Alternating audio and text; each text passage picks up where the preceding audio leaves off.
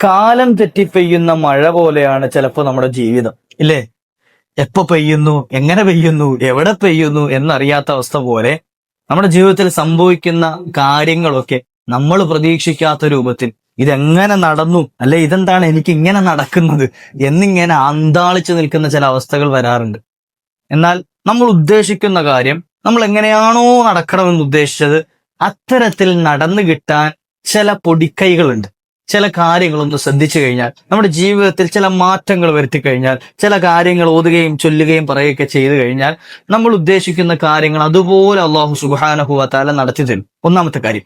ഇനി രണ്ടാമത്, ഇനി നമുക്ക് ആ കാര്യം നമ്മളിപ്പോ ഉദ്ദേശിച്ചത് ഒരു കാര്യം കിട്ടണം, ലഭിക്കണം എന്നാണ്. പക്ഷെ അള്ളാന്റെ ഖദർ ഖലായിൽ നമുക്കത് ലഭിച്ചാൽ ഒരു ഷെറുണ്ട് എന്ന് റബ്ബിനറിയാം. അങ്ങനെ റബ്ബ് കണക്കാക്കിയതാണ്. എന്നാൽ ആ കാര്യം അള്ളാഹു സുബ്ഹാനഹു വ തആല എന്താണ് നമുക്ക് ഹൈറായ വഴി ആ രൂപത്തിൽ മാറ്റി നമുക്കത് ഹൈറായിട്ട് നൽകും. ഇത്തരത്തിൽ നമ്മുടെ ജീവിതത്തിൽ വലിയ മാറ്റങ്ങൾ കൊണ്ടുവരാൻ പറ്റിയ കുറഞ്ഞ മാർഗങ്ങൾ ഇന്നത്തെ വീഡിയോയിൽ നമുക്ക് കേൾക്കാം. വീഡിയോ മുഴുവൻ കേൾക്കുക, മറ്റുള്ളവരിലേക്ക് എത്തിച്ചു കൊടുക്കുക, ഉപകാരപ്രദമാകും ഇൻഷാ അല്ലാഹ്. അസ്സലാമു അലൈക്കും വറഹ്മത്തുള്ളാഹി വബറകാതുഹു. ബിസ്മില്ലാഹി വൽഹംദുലില്ലാഹ്. അഊദു ബികലിമാത്തില്ലാഹി തആമ്മാതി മിൻ കുല്ലി ശൈത്വാനിൻ വഹമ്മ വമിൻ കുല്ലി ഐനിൻ ലാമ. അള്ളാഹു നമ്മുടെ സൽക്കർമ്മങ്ങളെ സ്വീകരിക്കട്ടെ. എല്ലാവർക്കും റാഹത്താണ്, സന്തോഷമാണ് എന്ന് കരുതുകയാണ്. അള്ളാഹു അത്തരത്തിലാക്കി തരട്ടെ. പലപ്പോഴും നമ്മൾ വിഷമം ഞാൻ ഒരുപാട് കേട്ടിട്ടുള്ളൊരു വിഷമമാണ് ഉദ്ദേശിക്കുന്ന പോലെ ഒന്നും നടക്കുന്നില്ല, നമ്മൾ ഉദ്ദേശിക്കുന്നത് പോലെ വിചാരിക്കുന്നത് പോലെ ഒന്നും നടക്കുന്നില്ല. അതോടൊപ്പം കേട്ട മറ്റൊരു കാര്യമാണ് എന്ത്, പ്രതീക്ഷിക്കാത്ത പല ഇടങ്ങേറുകളും കടന്നു വരികയാണ്. നമ്മൾ മനസ്സിൽ പോലും കരുതാത്ത രൂപത്തിലുള്ള ബുദ്ധിമുട്ടുകൾ, പ്രയാസങ്ങൾ കടന്നു വരികയാണ്. ഒരു രക്ഷയിൽ ഉസ്താദേ ദ്വാരക്കണേ, അല്ലേ? പലപ്പോഴും ദ്വാരക്കാൻ ഏൽപ്പിച്ചാണ്. ഇപ്പൊ നമ്മൾ ഈ മേഖലയിലായതുകൊണ്ട് ഇങ്ങനെ ഇത്തരത്തിൽ പള്ളിയും മദ്രസയും അതുപോലെ തന്നെ ക്ലാസ്സുകളും ഒക്കെ ആയിട്ട് ബന്ധപ്പെട്ട് നിൽക്കുന്ന ഒരാളായതുകൊണ്ട് നമ്മളോട് ഇങ്ങനെ ആളുകൾ സങ്കടം പറയുന്നതാണ്, വിഷമം പറയുന്നതാണ്. അള്ളാഹു എല്ലാവരുടെയും വിഷമങ്ങൾ തീർത്തു കൊടുക്കട്ടെ, സങ്കടങ്ങളൊക്കെ നീക്കി തരട്ടെ. ഇപ്പൊ എന്റെ ശബ്ദം കേട്ടുകൊണ്ടിരിക്കുന്ന ഉമ്മമാര്, സഹോദരിമാര്, സഹോദരങ്ങൾ, പല ആളുകളും എനിക്ക് പേഴ്സണലായിട്ട് മെസ്സേജ് അയക്കുന്നവരുണ്ട്. അപ്പൊ നമ്മുടെ വിഷമങ്ങളൊക്കെ തീർന്നു കിട്ടാൻ ഒരുപാട് പരിഹാര മാർഗ്ഗങ്ങൾ നമ്മുടെ മുമ്പിലുണ്ട്. ഞാൻ ഒന്ന് രണ്ട് ടിപ്പ് പറഞ്ഞിട്ട് എല്ലാവർക്കും കൂടെ ഉള്ളതാണ്. ഇത് എന്തെങ്കിലും ഒരു പ്രത്യേക വിഷയങ്ങൾക്ക് വേണ്ടിയിട്ടല്ല. എല്ലാവരും ഈ പറയുന്നത് പോലെ എന്ത് ചെയ്യുക, നമ്മുടെ ജീവിതത്തിൽ ചില കാര്യങ്ങളൊന്ന് മുറുകെ പിടിച്ചു കഴിഞ്ഞാൽ എത്ര വലിയ പ്രയാസങ്ങൾ, അത് ഏത് മേഖലയിലായിക്കോട്ടെ, സാമ്പത്തിക മേഖലയിലാകട്ടെ, ശാരീരിക മേഖലയിലാകട്ടെ, നമ്മുടെ സാമൂഹിക മേഖലകളിലാകട്ടെ, ജോലി സംബന്ധമായതാകട്ടെ, വിവാഹ സംബന്ധമായതാകട്ടെ, ഭാര്യ ഭർത്താക്കന്മാർക്കിടയിലെ ദാമ്പത്യ ജീവിതത്തിലാകട്ടെ, ആ വിഷയങ്ങളൊക്കെ പരിഹരിച്ചു കിട്ടാൻ പറ്റുന്ന ഒരു മാർഗം അത് പറഞ്ഞു തരട്ടെ ഇൻഷാ അല്ലാഹ്. അതിൽ 3 കാര്യങ്ങൾ നമ്മുടെ ജീവിതത്തിൽ എല്ലാ ദിവസവും നമ്മൾ സ്ഥിരമായി കൈമുതലാക്കുകയാണെങ്കിൽ നമുക്ക് എന്ത് പ്രശ്നം വന്നാലും ആ 3 കാര്യങ്ങൾ നമുക്ക് പരിഹരിക്കാൻ പറ്റും. 3 കാര്യം. നമുക്ക് ചിലപ്പോൾ പ്രയാസം ഉണ്ടാകും കേൾക്കുമ്പോൾ. ഒന്നാമത്തെ കാര്യം, പരിശുദ്ധ ഖുർആന് ദിവസം ഒരായത്തെങ്കിലും ഇന്ന് എൻ്റെ വിശുദ്ധമായ ഖുർആൻ പാരായണം ചെയ്യേണ്ട കോട്ട. നമ്മൾ ഇപ്പൊ 3 നേരം ഭക്ഷണം കഴിക്കുന്നവരാണ്, അല്ലേ? എന്റെ ശബ്ദം ശ്രവിക്കുന്ന ഒരു 99.9% ആളുകളും 3 നേരം ഭക്ഷണം കഴിക്കുന്ന ആളുകളാണ്, മലയാളികളാണെങ്കിൽ. കാരണം അത് ശീലമാണ്, രാവിലെ, ഉച്ചയ്ക്ക്, വൈകിട്ട്, അല്ലേ? ഇനി ഇതിന്റെ ഇടയ്ക്കൂടെ ചിലപ്പം കിട്ടുന്നത് കഴിക്കുന്നവരുണ്ട്. അപ്പം 3 നില, പിന്നെ രാവിലെയും വൈകിട്ടും ചായ ശീലമാക്കിയ ആളുകളുണ്ട്, അതിന്റെ കൂടെ കടി ശീലമാക്കിയവരുണ്ട്. അപ്പൊ എന്ത് ചെയ്യുക, ടോട്ടലായിട്ട് 5 നേരത്തെ ഭക്ഷണം, പിന്നെ അതിന്റെ ഇടയ്ക്ക് സ്നാക്സുകളോ മറ്റോ ഒക്കെ കഴിക്കുന്നവരുണ്ട്. ഞാൻ പറയട്ടെ, ഇത് നമ്മുടെ ഹോബിയല്ലേ, ശീലമല്ലേ? നമ്മൾ രാവിലെ ഭക്ഷണം കഴിച്ചിട്ടില്ല എങ്കിൽ ഉച്ചയാകുമ്പോൾ എന്തായാലും കഴിക്കും. കാരണം എന്താ, രാവിലെ കഴിച്ചിട്ടില്ല, അപ്പൊ അതോടെ ചേർത്തിട്ട് ഉച്ചയ്ക്ക് കഴിക്കും. ഇനി ഉച്ചയ്ക്ക് കഴിച്ചില്ല എന്നാൽ എന്ത് ചെയ്യും, രാത്രി ആകുമ്പോഴത്തേക്ക് കുറച്ച് നേരത്തെ കഴിക്കും. അതൊരു ശീലമാണ്. അതായത് ഇപ്പൊ ഭക്ഷണം കഴിച്ചില്ല എങ്കിൽ എനിക്ക് ശരീരത്തിൽ പ്രശ്നം ഉണ്ടാകും, ആരോഗ്യം നഷ്ടപ്പെടും, അപ്പൊ അത് ചെയ്യണം, ഇല്ലേ? ഇത്തരത്തിൽ നമ്മുടെ ജീവിതത്തിൽ ഒരു ഹോബി ആക്കി മാറ്റിയിട്ട് എന്ത് ചെയ്യാം, ദിവസം ഒരു പേജ്, ഞാൻ ഏറ്റവും ചുരുങ്ങിയതാണ് ഒരു ആയത്തെന്ന് പറഞ്ഞത്, ഒരായത്തിലങ്ങ് ഇപ്പൊ ആരും ഒതുക്കല്ലേ, അത് ഓതി നിർത്താൻ പാടില്ല. ഒരു പേജെങ്കിലും വിശുദ്ധ ഖുർആനിലെ ഇന്നത്തെ എന്റെ കോട്ട, ഇന്നത്തെ എന്റെ ഹോബി, വിശുദ്ധമായ ഖുർആന്റെ ഒരു പേജ് ഞാൻ ഓതിയിട്ടില്ല എങ്കിൽ കിടക്കുന്നതിന് മുമ്പ് അത് ഓതി തീർത്തിട്ടേ കിടക്കാൻ പാടുള്ളൂ, ഇല്ലേ? ഓതാൻ അറിയുന്ന ആളുകളോടാ പറഞ്ഞത് കേട്ടോ, ഖുർആൻ ഓതാൻ അറിയുന്ന ആളുകളോട്.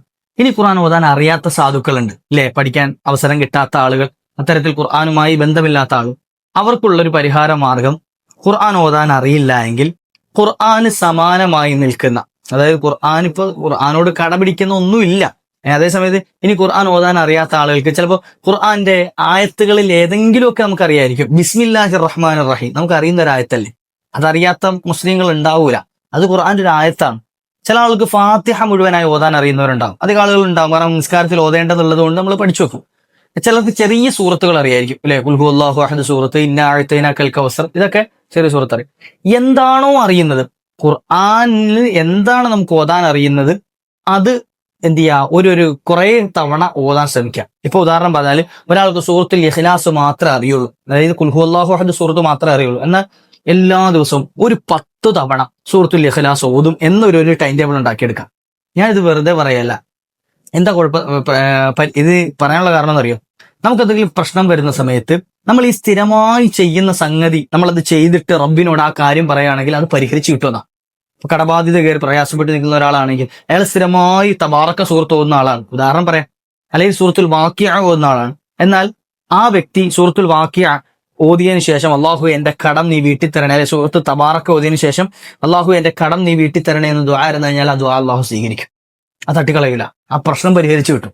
അപ്പൊ അതുകൊണ്ട് എല്ലാ ദിവസവും, ഒന്നാമത്തെ ടിപ്പ് എന്താ, എല്ലാ ദിവസവും ഖുർആനിലുള്ള ഒരു പേജെങ്കിലും കുറഞ്ഞത് ഓതാൻ ശ്രമിക്കുക, അത് സ്ഥിരമാക്കാം. ഇപ്പൊ ഇന്ന് ബക്കറയുടെ ആദ്യത്തെ പേജ് ഓതി, നാളെ ബക്കറയുടെ 2ാമത്തെ പേജ് ഓതുക, അടയാളം വെക്കുക, 3ാമത്തെ പേജ് അടുത്ത ദിവസം ഓതുക, ഇങ്ങനെ എന്ത് ചെയ്യുക, ഓരോ പേജ് ചോദിയാൽ മതി അല്ലേ, അങ്ങനെ ശീലാക്കാം. അപ്പോൾ ഞാൻ എൻ്റെ വാട്സപ്പ് നമ്പർ നമ്മുടെ വീഡിയോയിൽ കൊടുക്കാനുള്ള കാരണം, കോണ്ടാക്ട് ചെയ്ത് എന്നെ കോൾ ചെയ്ത് കഴിഞ്ഞ് സംസാരിച്ച പലരും ചോദിച്ചു ഉസ്താദ് എപ്പോഴാണ് വിളിക്കാൻ പറ്റിയ സമയം. കോൾ ചെയ്ത് സംസാരിക്കാൻ അധികവും സമയം കിട്ടാറില്ല. ഞാൻ അധികം ഒരുപാട് കോൾ വരും, ഞാൻ എടുക്കൽ കുറവാണ്. കാരണം ഇത് എടുത്ത ഉടനെ ആയിക്കോട്ടെ അസ്സലാമു അലൈക്കും എന്ന് പറഞ്ഞ് വെക്കാൻ പറ്റൂലല്ലോ, ഈ പറയുന്നത് മുഴുവൻ ഞാൻ കേൾക്കണ്ടേ. എന്താണ് ഇപ്പോ വിളിക്കുന്ന ആളുകളെ സംബന്ധിച്ചിടത്തോളം അവരുടെ പ്രശ്നങ്ങൾ പറയാൻ അവർക്ക് ഒരുപാട് സമയങ്ങളുണ്ടാവും. പക്ഷെ കേൾക്കുന്ന ആളെ സംബന്ധിച്ചിടത്തോളം അവർക്ക് ഇത് ഫുള്ളായിട്ട് കേൾക്കാനുള്ള സമയം ചിലപ്പോൾ ഉണ്ടാവില്ല. അപ്പൊ ഫോൺ എടുത്ത ഉടനെ ആയിക്കോട്ടെ എന്ന് പറഞ്ഞ് വെച്ച് കഴിയുമ്പോൾ വിളിക്കുന്നവർക്ക് ഇനി സങ്കടമാകണ്ട, എടുത്തിട്ടില്ല എങ്കിൽ എന്ത് ചെയ്യാ, കുഴപ്പമില്ലല്ലോ. അപ്പൊ അതുകൊണ്ട് അത്തരത്തിൽ വിളിക്കുന്ന ആളുകൾ, നിങ്ങൾ വിളിക്കുന്നത് വിഷമമായത് കൊണ്ടല്ല, ചിലപ്പോൾ ഞാൻ എന്തെങ്കിലും തിരക്കി നിൽക്കുകയാണെങ്കിൽ ആ പിന്നെ വിളിയെന്നൊക്കെ പറഞ്ഞ് ഫോൺ വെച്ച് കഴിഞ്ഞാൽ നിങ്ങൾ എന്താ മൂപ്പരെന്താ അങ്ങനെ നമ്മളോട് പറഞ്ഞത്, നമ്മുടെ എന്തെങ്കിലും ദേഷ്യം ഉണ്ടായിട്ടാണോ എന്ന് മനസ്സിൽ തോന്നിപ്പോകണ്ടെന്ന് കരുതിയിട്ടാണ് കേട്ടോ. ഇപ്പോൾ വാട്സപ്പിൽ ഒരു വോയിസ് ആയിട്ട് അയച്ചാൽ മതി, ചുരുങ്ങിയ രൂപത്തിൽ വിഷയം പറഞ്ഞിട്ട്. ഇപ്പോൾ കുടുംബ വഴക്ക് പറയുന്ന ആളുകളുണ്ട്, കടത്തിന്റെ പ്രശ്നം പറയുന്നവരുണ്ട്, അതുപോലെ തന്നെ സാമ്പത്തികമായ മറ്റ് ഞെരുക്കങ്ങൾ പറയുന്ന, ജോലിയില്ലായ്മ പറയുന്നവരുണ്ട്, വിവാഹം ശരിയാത്ത പറയുന്നുണ്ട്. അപ്പോൾ അധികം ആളുകളുടെയും പ്രയാസമൊക്കെ സെയിം ആയിരിക്കും, പല വിഷയങ്ങളും. പക്ഷെ ചില മാർഗങ്ങൾ വ്യത്യാസം ഉണ്ടെന്നല്ലേ ഉള്ളൂ, വിഷയങ്ങളൊക്കെ ഏകദേശം സെയിം ആയിരിക്കും. അപ്പോൾ നമ്മൾ നീട്ടി വലിച്ചു പറഞ്ഞാൽ ഉസ്താദിന് മനസ്സിലാവുകയുള്ളൂ. അതിപ്പോ എന്നോടെന്നല്ല, നമ്മൾ ആരോട് എന്ത് വിഷയം പറയുമ്പോഴും ചുരുക്കി പറയാൻ ശ്രമിക്കാം. ചുരുക്കി പറഞ്ഞാലുള്ള ഗുണം എന്താണെന്നറിയോ, ഈ കേൾക്കുന്ന ആളുകൾക്ക് അത് മുഴുവനായി കേൾക്കാൻ തോന്നുകയും അതിനുള്ള പരിഹാരം പെട്ടെന്ന് പറഞ്ഞു തരാൻ തോന്നുകയും ചെയ്യും. ഞാൻ ചില വോയിസ് കേൾക്കുമ്പോൾ എന്ത് ചെയ്യുന്നറിയോ, കുറെ ഉണ്ടാവും, ചിലപ്പോ 5 മിനിറ്റും 6 മിനിറ്റും 7 മിനിറ്റും. ഈ അടുത്തൊരു വോയിസ് വന്ന് 15 മിനിറ്റ് 15 മിനിറ്റ് മൊത്തത്തിലല്ല, ഈ ഒന്നിച്ചല്ല, ഒരു ചില വോയിസ് 5 മിനിറ്റ്, ചിലത് 7 മിനിറ്റ്, അങ്ങനെ എന്ത് ചെയ്യുക, ഒരു 15 മിനിറ്റ് വലിയ നീണ്ട ഒരു വോയിസ്. ഒരു 15 മിനിറ്റ് സമയം നമുക്ക് എക്സ്ട്രാ കിട്ടിക്കഴിഞ്ഞാൽ മറ്റെന്തൊക്കെയോ കാര്യങ്ങൾ ചെയ്യാനുണ്ട്, പല വിഷയങ്ങളും. അപ്പോ അതൊക്കെ ഒഴിവാക്കിയിട്ട് ഈ 15 മിനിറ്റ് ഇങ്ങനെ കുത്തിയിരുന്ന് കേൾക്കുക എന്നുള്ളത്, പിന്നെ അപ്പൊ അങ്ങനെ ഉസ്താദ് സ്പീഡാക്കിയിട്ട് കേട്ടുകൂടെ എന്ന് പലരും ചോദിക്കും. അപ്പൊ അതിനുള്ളൊരു മറുപടി, നമ്മളിപ്പോ ഈ പറയുന്ന ആളുകളുടെ ഇമോഷൻ അത് മനസ്സിലാക്കണമെങ്കിൽ അവരാ പറഞ്ഞ ശൈലിയിൽ കേട്ടാലേ മനസ്സിലാവുള്ളൂ. അതേ സമയത്ത് 2x ഇട്ടങ്ങോട്ട് കേട്ട് കഴിഞ്ഞാൽ എന്ത് ചെയ്യും, ഇത് ചറപറാന്നിങ്ങനെ പറഞ്ഞു തീർത്ത് പ്രസംഗിച്ചു. അപ്പൊ അവരെന്താണ് മനസ്സിൽ ഉദ്ദേശിച്ചത്, ചിലപ്പോൾ സങ്കടപ്പെട്ടിട്ടായിരിക്കും പറഞ്ഞിട്ടുണ്ടാകുക. നമ്മൾ ഈ കേട്ടത് കേട്ട് നോക്കുമ്പോൾ ചിലപ്പോൾ നമുക്ക് കോമഡി ആയിട്ടായിരിക്കും തോന്നാം. അപ്പൊ അതുകൊണ്ട് ആ പറഞ്ഞത് കേൾക്കാനൊരു സമയം, ഇപ്പൊ ഒരു എന്ത് ചെയ്യുക, ഒരു ഒറ്റ മിനിറ്റിൽ താഴെയുള്ള ഒരു വോയിസ് ആണെങ്കിൽ അത് പൂർണ്ണമായിട്ട് ഇന്ന് കേൾക്കും. ആ പറഞ്ഞ ഇമോഷണൽ കോഡ് തന്നെ കേൾക്കാനും അതിനപ്പം തന്നെ ചിലപ്പോൾ മറുപടി കൊടുക്കാനും പറ്റും. വലിയ വോയിസ് ഒക്കെ ആകുമ്പോൾ എന്ത് ചെയ്യും, ചിലപ്പോൾ 2 മിനിറ്റ് കേട്ടിട്ട് അവിടെ വെക്കും. എന്നിട്ട് എന്ത് ചെയ്യാ, പിന്നെ കുറച്ച് കഴിഞ്ഞ് സമയമുള്ളപ്പോൾ കേൾക്കാന്ന് പറഞ്ഞ് ബാക്കി അപ്പൊ പിന്നെ അത് മറന്നു പോവുകയും ചെയ്യും. അപ്പൊ പിന്നെ റീപ്ലൈ തന്നില്ലല്ലോ, കേട്ടിട്ട് റീപ്ലൈ തന്നില്ലല്ലോ, അപ്പൊ അങ്ങനൊക്കെ വിഷമം തോന്നുന്നുണ്ട്. അതുകൊണ്ട് എന്ത് ചെയ്യാ, ചുരുക്കി പറയാൻ ശ്രമിക്കുക. അത് മറ്റുള്ളവരോടാണെങ്കിലും ആരോടാണെങ്കിലും അങ്ങനെ ചെയ്യാം. അപ്പൊ ഞാൻ ഈ കൂട്ടത്തിൽ പറഞ്ഞു എന്നേ ഉള്ളൂ. ഇനി 2ാമത്തെ സംഗതി, എല്ലാ ദിവസവും നമുക്ക് എല്ലാ ഹൈറുകളും ലഭിച്ചത് മുത്തനബിതങ്ങളിലൂടെയാണ്. നബിതങ്ങളില്ലാതെ നമുക്കൊരു ഹൈറും കിട്ടിയിട്ടില്ല. അപ്പോ എല്ലാ ദിവസവും കുറഞ്ഞത് ഒരു 10 തവണയെങ്കിലും സ്വലാത്ത്, നമുക്ക് അറിയുന്ന ഒരു സ്വലാത്ത് അറിയാത്ത ആളുകളില്ല. നമ്മൾ നമ്മൾ ചിലപ്പോ ഇത് സ്വലാത്തായിരുന്നോ എന്ന് ചിന്തിക്കുന്ന ചില സ്വലാത്തുകളുണ്ട്. അസ്സലാത്തു അലൻ നബി വസ്സലാമു അലർ റസൂൽ അഷ്ശഫീഇൽ അബ്തഹി വൽ ഹബീബിൽ അറബി. സ്വലാത്താണത്. യാ റബ്ബി സ്വല്ലി അലൻ നബി മുഹമ്മദി മുൻജിൽ ഖലായിഖി മിൻ ജഹന്നമ ഫീ ഗദി. ചെറുപ്പം മുതലേ നമ്മൾ ചൊല്ലി ശീലിച്ചാൽ ഇതൊക്കെ സ്വലാത്തുകളാണ്. സല്ലല്ലാഹു അലാ മുഹമ്മദ് സല്ലല്ലാഹു അലൈഹി വസല്ലം, ഇത് സ്വലാത്താണ് ഇല്ലേ? ഇത്തരത്തിൽ അല്ലാഹുമ്മ സ്വല്ലി അലാ സയ്യിദിന മുഹമ്മദ് വഅലാ അലി സയ്യിദിന മുഹമ്മദ് അറിയുന്ന സ്വലാത്ത് ഏതാണോ അതൊരു 10 നിരന്തരം എല്ലാ ദിവസവും മുടങ്ങാതെ കൊണ്ടു നടക്കാം. എന്നാൽ ഗുണം ഞാൻ നേരത്തെ പറഞ്ഞതുപോലെ തന്നെ എന്തെങ്കിലും പ്രയാസം നമ്മുടെ ജീവിതത്തിലേക്ക് കടന്നു വന്നാൽ ഈ സ്വലാത്ത് ചൊല്ലിയിട്ട് റബ്ബിനോട് ചോദിച്ചു കഴിഞ്ഞാൽ അള്ളാഹു എന്ത് ചെയ്യുക, ദുആ തട്ടിക്കളയൂല എന്ന്. 2 ഗുണം. ഒന്ന്, നബി സല്ലല്ലാഹു അലൈഹി വസല്ലമ തങ്ങളുടെ റെക്കമെൻഡേഷൻ ലഭിക്കും, നമുക്ക് അള്ളാഹു ആ ദുആ സ്വീകരിക്കുകയും ചെയ്യും. ഷഫാഅത്ത് കിട്ടാൻ കാരണമായി തീരും, ദുആയും സ്വീകരിക്കും. ജീവിതത്തിൽ പ്രയാസം തീർന്നു കിട്ടുമെന്ന്. 2ാമത്തെ കാര്യം ശ്രദ്ധിക്കൂലേ ഇൻഷാ അല്ലാഹ്. 3ാമത്തത്, ആരിൽ നിന്നും നമുക്ക് ഒരു ഗുണവും ലഭിച്ചില്ല എങ്കിലും നമ്മളിൽ നിന്നും ഒരാൾക്കും ഒരു ഇടങ്ങേറും ഉണ്ടാകാതിരിക്കുക. ചില ആളുകളെ പറ്റി പറയാറുണ്ടോ, ഒരു ഗുണത്തിനും ഇല്ല ദോഷത്തിനും ഇല്ല. അതൊരു പ്ലസ് പോയിന്റ് ആണ് ഒരു കണക്കിന് നോക്കുമ്പോൾ. ഗുണം ചെയ്യാതിരിക്കുക എന്നുള്ളതല്ല, മറിച്ച് എന്ത് ചെയ്യാ, ഒരാളെ ഉപദ്രവിക്കണില്ലല്ലോ, നമ്മളെ കൊണ്ട് മറ്റൊരാൾക്ക് ഇടങ്ങേറുണ്ടാകാതിരിക്കാം. അത് 2 രൂപത്തിൽ നമ്മുടെ മനസ്സിലും ആ ഒരു തോന്നലുണ്ടാകണം. ഇപ്പൊ ഞാൻ ആരെയും തല്ലാനോ പിടിക്കാനോ പറയാനോ ഒന്നും പോകുന്നില്ല, പക്ഷെ മനസ്സിൽ ഒരാളോടും എന്തില്ല, ഒരു മയവും ഇല്ല എങ്കിൽ അതുകൊണ്ടായില്ല. ചില ആളുകളുണ്ടാവും പുറമെ ഇങ്ങനെ ചിരിച്ചു കാണിക്കും, ട്യൂബ്ലൈറ്റ് കത്തിയമാരായിരിക്കും മുഖത്തേക്ക് നോക്കും, പക്ഷെ ഉള്ളിൽ ഇങ്ങനെ അയൽവാസിയോട് ദേഷ്യം, കൂട്ടുകാരോട് ദേഷ്യം, പുറമെ കാണിക്കൂല. അമ്മായിയമ്മയോട് ദേഷ്യം, മരുമോളോട് ദേഷ്യം, ഇല്ലേ, ഭർത്താവിനോട് ദേഷ്യം, ഭാര്യയോട് ദേഷ്യം, ഇങ്ങനെ എന്ത് ചെയ്യാം, പുറമെ കാണിക്കാതെ ഉള്ളിൽ ഇങ്ങനെ വെച്ചോണ്ട് നടക്കും അത്. അപ്പൊ അത്തരത്തിലുള്ള സ്വഭാവം നല്ലതല്ല.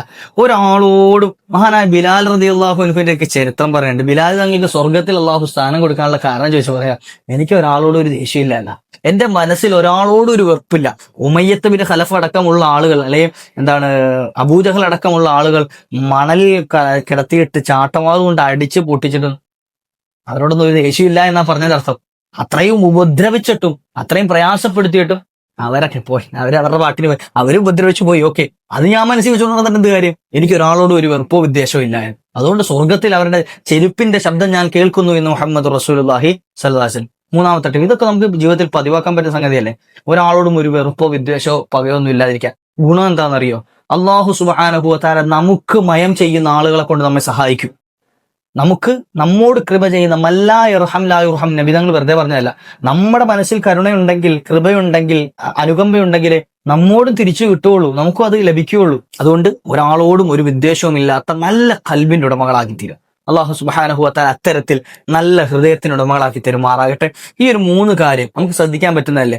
എന്ത് വിഷമമുണ്ട്, ഇതെല്ലാവർക്കും കൂടെ പറഞ്ഞതാണ്. എന്ത് വിഷമമുണ്ടെങ്കിലും നമ്മുടെ ജീവിതത്തിൽ അത് പരിഹരിച്ച് പുഷ്പം പോലെ പരിഹരിച്ച് കിട്ടാൻ കാരണമായി തീരും. അള്ളാഹു അത്തരത്തിൽ എല്ലാ വിഷമങ്ങളും തീർത്ത് തരുമാറാട്ടെ ഇൻഷാ അല്ലാഹ്. മറ്റൊരു അവസരത്തിൽ മറ്റൊരു അറിവുമായി കണ്ടുമുട്ടാം. വആഖിറു ദഅവാനാ അൽഹംദുലില്ലാഹ്. അസ്സലാമു അലൈക്കും വറഹ്മത്തുള്ളാഹി. യാ റബ്ബി ബിൽ മുസ്തഫാ ബല്ലിഗ് മഖാസിദനാ വഗ്ഫിർ ലനാ മാ മളാ